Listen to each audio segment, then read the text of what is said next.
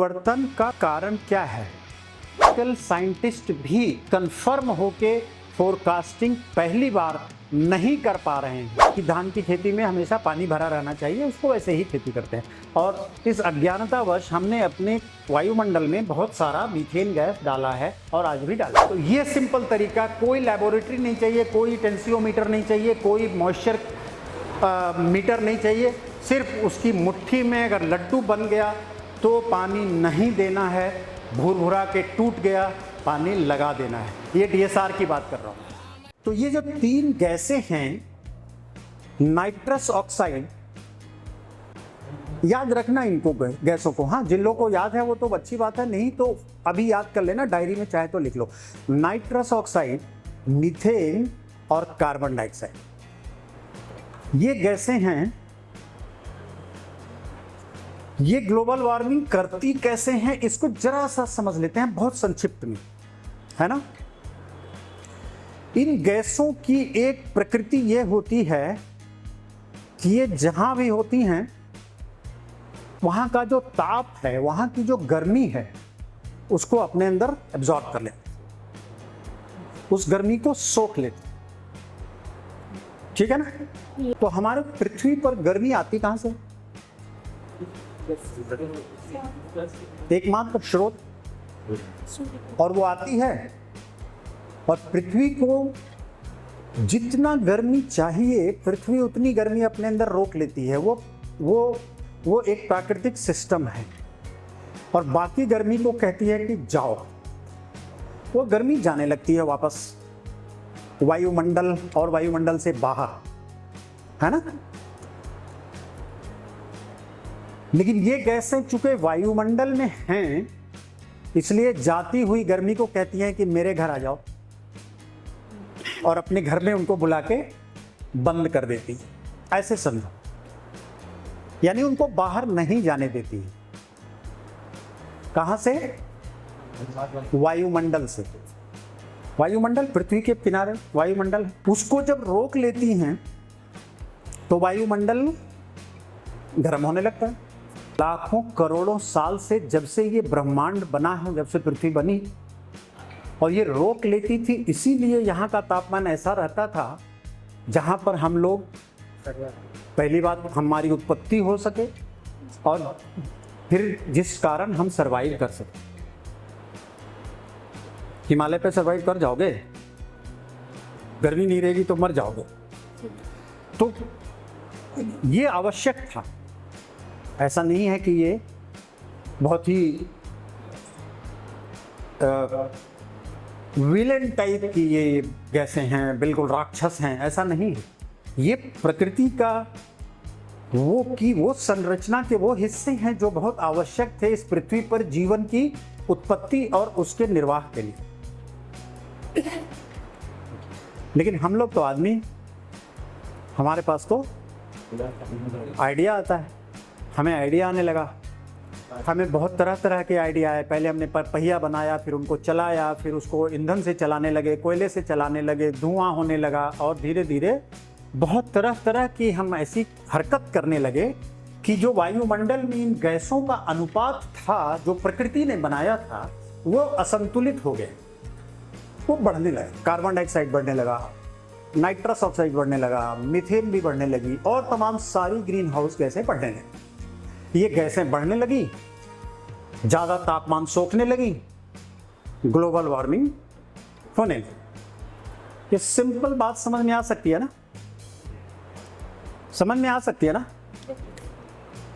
तो ये गैसें जो हमारे विभिन्न कार्यकलापों से निकलती हैं, वो इतनी ज़्यादा निकलने लगी कि प्रकृति में वो जितनी होनी चाहिए थी उससे कहीं ज़्यादा हो गई, और जो तापमान इन्होंने सोखना शुरू किया, वो ऐसा सोखना शुरू किया कि उसकी वजह से हमारे पृथ्वी का पूरा जो वायुमंडल है वो गर्म हो गया, और निरंतर होता जा रहा है, क्योंकि ये गैसें भी हम निरंतर निकालते जा रहे हैं। तो वो गर्म होता जा रहा है, गर्म होता जा रहा है, गर्म होता जा रहा है, गर्म होता जा रहा है। अब जब गुब्बारे के अंदर गर्म हवा भरते रहो तो वो अंततः कहाँ जाता है? ब्लास्ट कर जाता है, ठीक है। तो हम लोग ब्लास्ट होने का इंतजार कर रहे हैं। ठीक है, अब तुमको मैं ये बताना चाहता हूं, इन तीन गैसों का जरा विकराल रूप तुमको दिखाना चाहता हूं। सबसे पहले CO2, ये कहां से आता है? सबसे पहले तो हमारी सांसों से आता है। उसके बाद जो भी हम ईंधन जलाते हैं, लकड़ी, कोयला, पेट्रोल, डीजल, प्राकृतिक गैस, CNG, PNG, जितने भी जलाते हैं ईंधन, वो सब कार्बन डाइऑक्साइड पैदा करते हैं।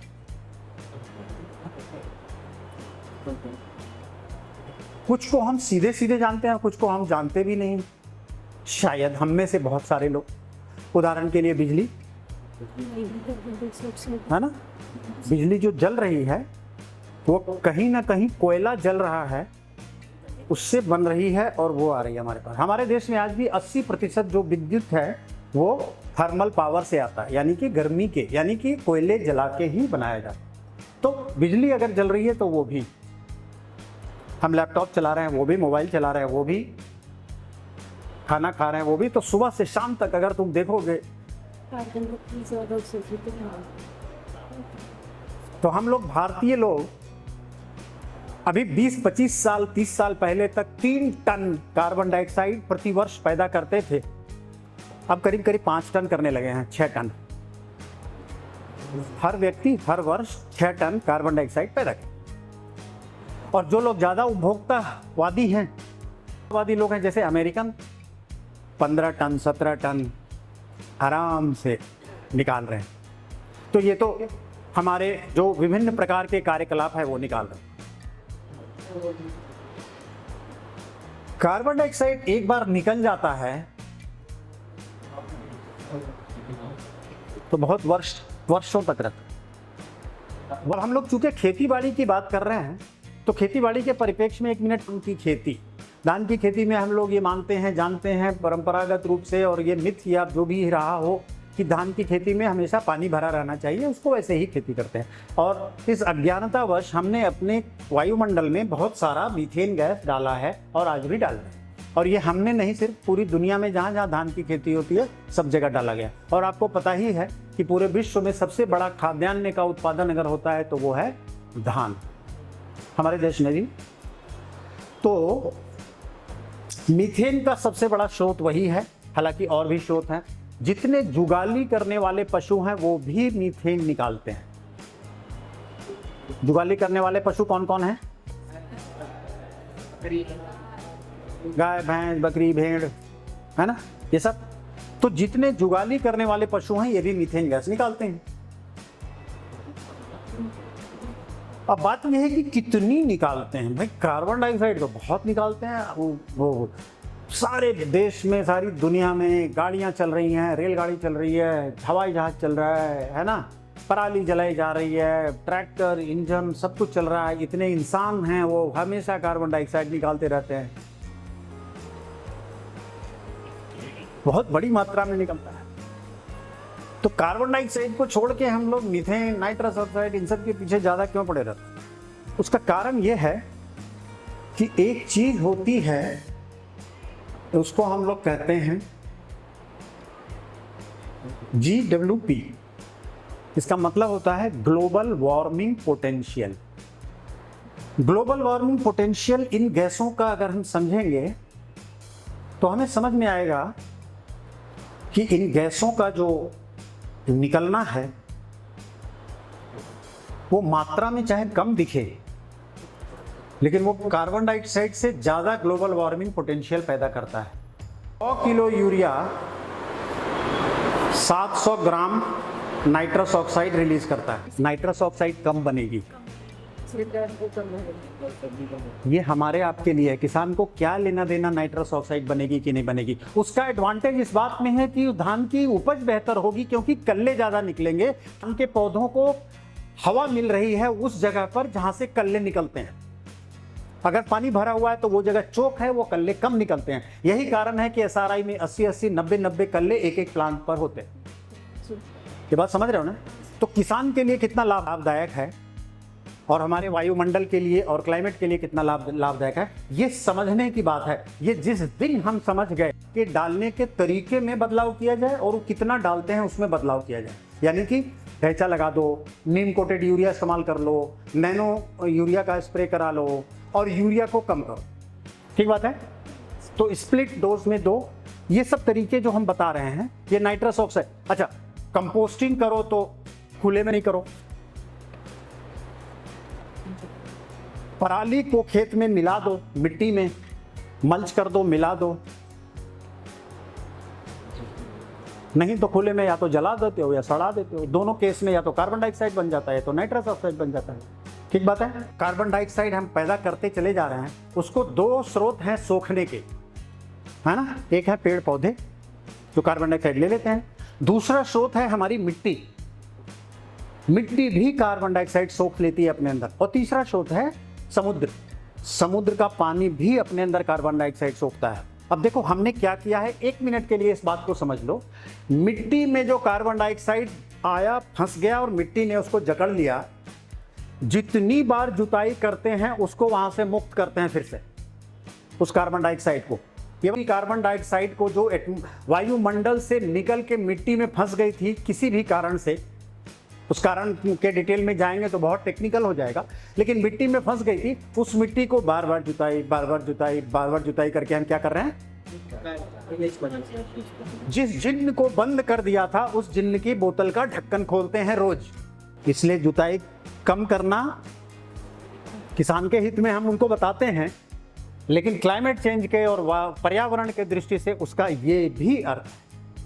मीथेन के लिए हम जो मुख्य रूप से बात करते हैं, कम जुताई, बिना पानी भरे खेती करने का जो तरीका हो सकता हो धान में, वो अख्तियार करना चाहिए। अच्छा, पूरी तरह से अगर पानी से मुक्त धान के खेत को नहीं रखा जा सकता है तो कम से कम बीच बीच में उसको सूखा करना। सूखा यानी कि बिना पानी भरा हुआ।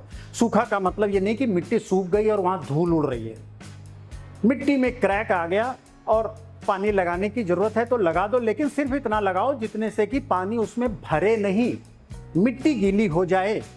और इसीलिए हम फिर समतलीकरण की बात करते हैं। तो समतलीकरण के महत्व को इस नजरिए से समझोगे तो समझ में आएगा कि वो कितना आवश्यक कार्य है। अगर खेत समतल होगा तो उसको तुम पूरा पानी निकाल लोगे, जमीन फ्लैट है, बराबर है, और पानी जब लगाना होगा तो पानी एक बार बस दौड़ा देना है। तो मीटर लगा लो, टेंसियोमीटर लगा लो, पाइप डाल लो, उसको मेजर करो, ये करो वो करो। सिंपल किसान को समझने लायक एक तरीका ये है कि 15 इंच यानी 6 इंच गहरा गड्ढा, खुरपी फावड़े जिससे भी खोदना है खोदिए, 6 इंच गहरे जगह से मिट्टी निकालिए, उसका लड्डू बनाइए। अगर लड्डू बन गया तो पानी नहीं देना है, लड्डू भुरभुरा के टूट गया तो पानी देना है। ये सिंपल तरीका अगर हम किसानों को समझा ले गए, उससे पहले पानी की जरूरत नहीं है, और वो अवस्था है जब पानी नहीं देंगे तो फसल पर प्रभाव पड़ेगा। सिंपल तरीका है कि नहीं है? हो सकता है कि नहीं हो सकता है? ये डीएसआर की बात कर रहा हूं। अगर किसान पानी उसमें भर भी देता है तो भर देने दो। धान की फसल 120 दिन की होती है, हमारा टारगेट अगर ये रखें कि 60 दिन हम सूखा रखेंगे तो उतना बहुत है। यानी तुमने आधा तो कर दिया, आधा नाइट्रस ऑक्साइड का, मीथेन का रिलीज कम कर दिया, आधा बहुत होता है। मैं उम्मीद करता हूं कि आपको समझ में आई, क्योंकि मैं वही बताने की चेष्टा कर रहा हूं।